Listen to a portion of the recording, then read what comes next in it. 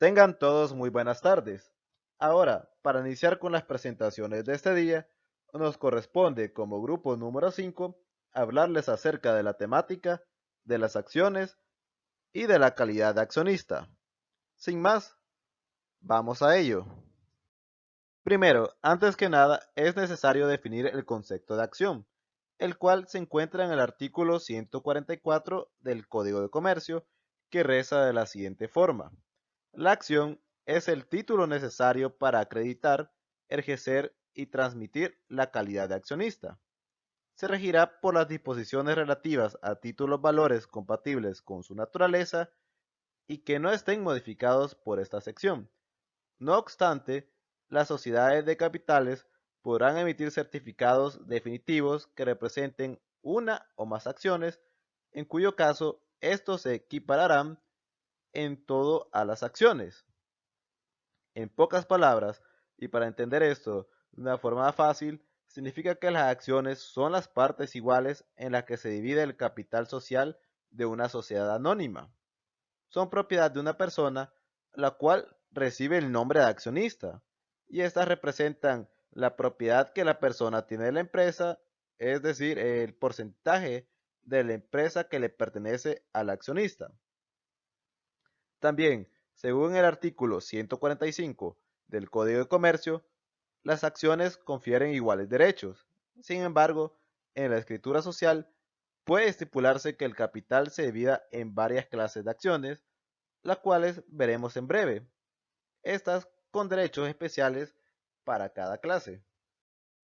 Entre los tipos de acciones que se tienen están la acción nominativa, la acción al portador, las acciones de voto limitado y la acción ordinaria. Este tipo de acciones también las podemos clasificar según por la forma de cómo se emiten y transfieren, las cuales pueden ser las acciones nominativas o al portador.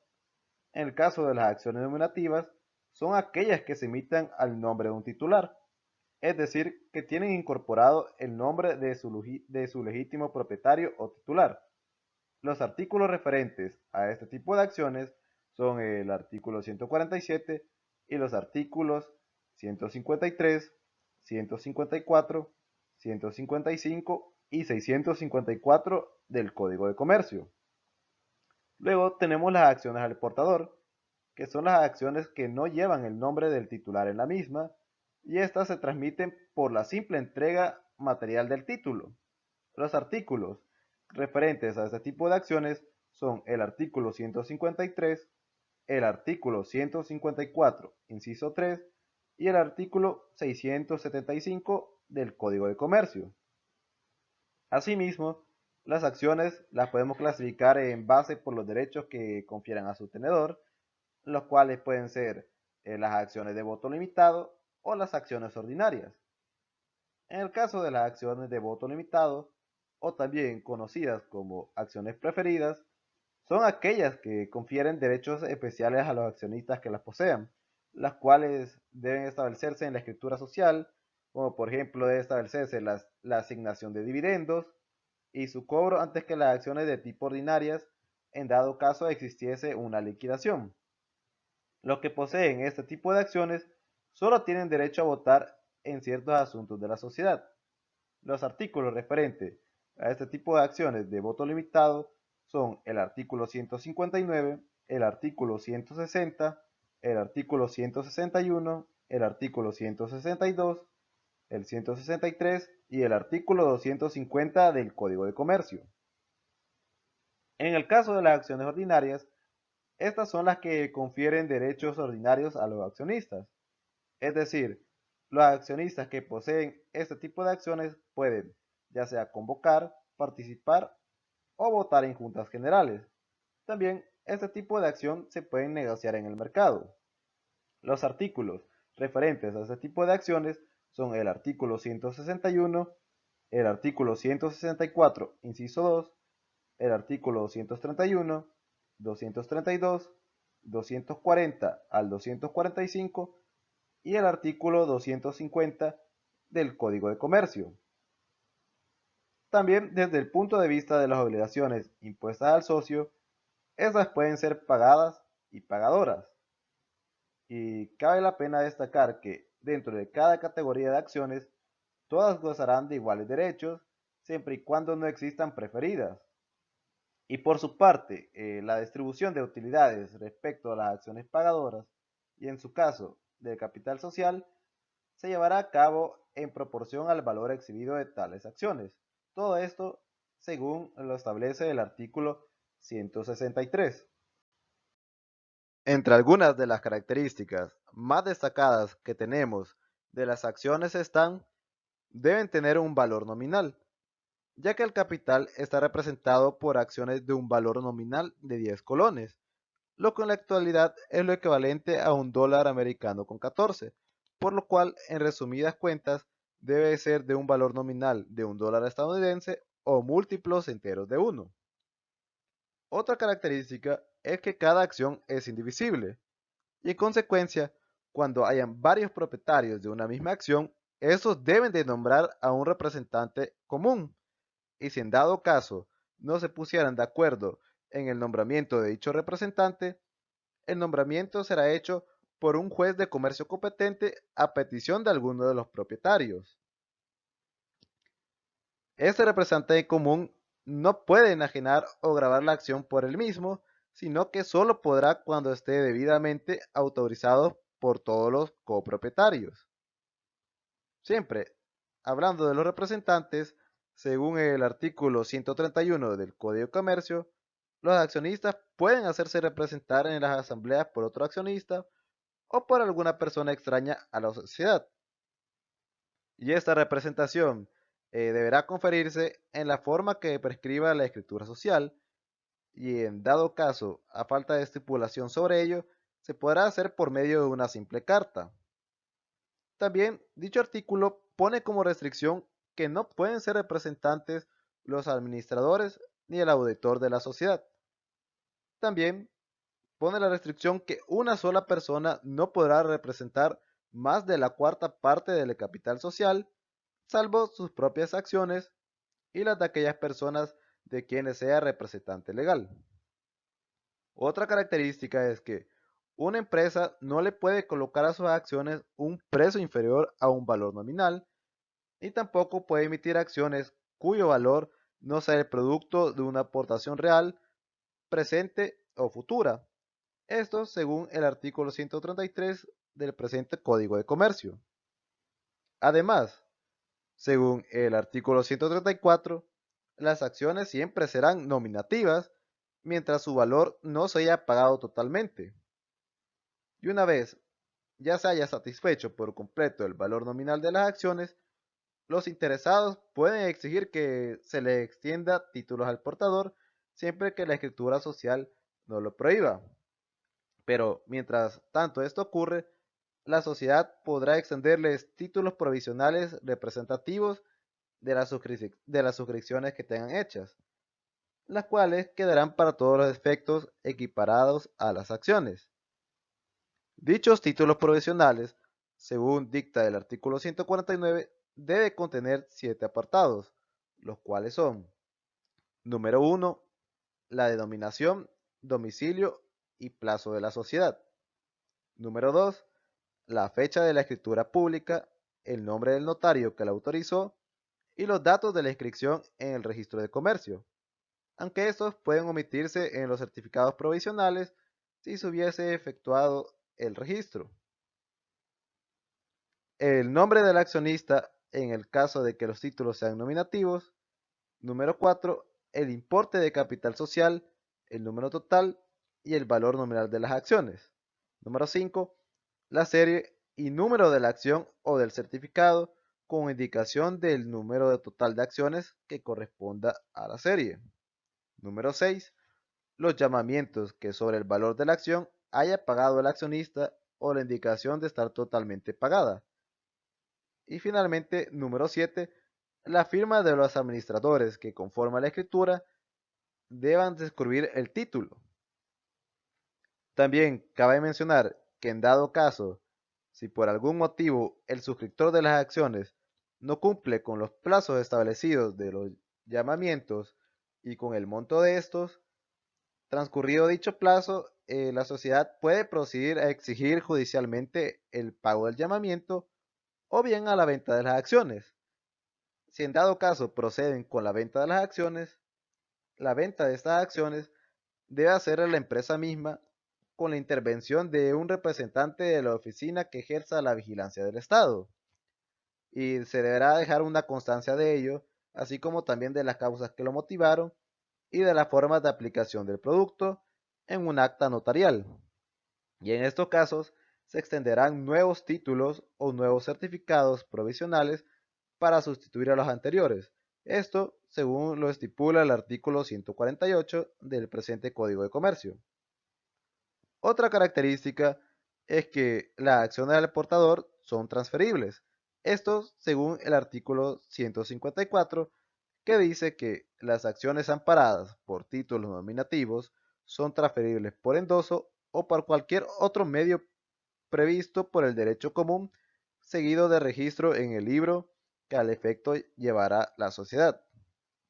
Y estas acciones amparadas por títulos al portador son transferibles por la simple entrega material de los títulos, como les mencioné anteriormente en el tipo de acciones. Asimismo, según dice el artículo 155, las sociedades de capitales que emitan acciones nominativas deben llevar un registro de las mismas que contenga el nombre y domicilio del accionista, indicar la acción que le pertenecen, los llamamientos y traspasos que se efectúen, la conversión de acciones nominativas en acciones al portador, los canjes de títulos, gravámenes y embargo de las acciones, cancelaciones de gravámenes, embargos y títulos. Y por última característica, tenemos que pueden ser propiedad de una o varias personas, como ya vimos anteriormente. Ahora pasaremos a hablar de la sección C, que es acerca de las acciones preferidas o también conocidas como acciones de voto limitado. Cuando el capital social se divide, los diferentes tipos de acciones deben tener claros los derechos y deberes para su acreedor, y si no se establece diversas clases de acciones en la escritura social, se dará por entendido que existe una sola clase de ellas. Esto según el artículo 159 del presente código. En las juntas generales, una acción tiene derecho a un voto, pero el tipo de acción preferida solo podrá votar en juntas extraordinarias exclusivamente.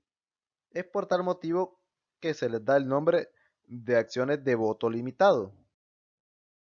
Entre las características de este tipo de acciones están, tienen preferencia, o mejor dicho, tienen prioridad, ya que en dado caso de existiera una liquidación de la sociedad, este tipo de acciones tendrán prioridad frente a las ordinarias en materia de reembolsos. Esto, como se lo mencioné anteriormente, en el tipo de acciones.